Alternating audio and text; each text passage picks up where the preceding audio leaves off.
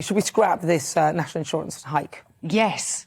Let's give you a straight answer on that, yes. Now, I put some caveats with that I don't think it needs to be scrapped forever, because as we just heard from Robert Halfon, who is very, very sensible, we do need to raise money, and it's always a very uncomfortable conversation to have in a Conservative government. We don't like to increase taxation, but I think we can all say that we do need to put more money into the health service.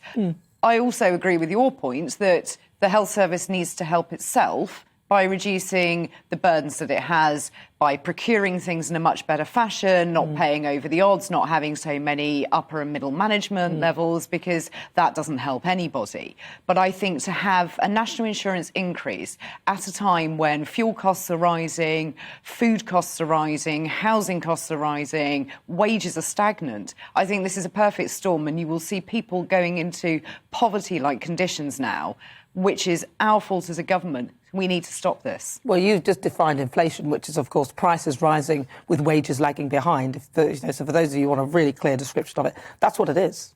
The government's put hundreds of billions, probably over $1 trillion, I haven't checked recently, into the COVID package, the most socialist government in history. Well, they had to, didn't they? They had to, otherwise the whole thing would have But collapsed. the point I'm making is, the Conservatives, no offence, Claire, always said that you couldn't possibly do this without bankrupting the country. Now, the country isn't bankrupt. We've actually got quite a good growth at the moment. What we don't do is just screw the working class into the ground with this increase. It's too soon.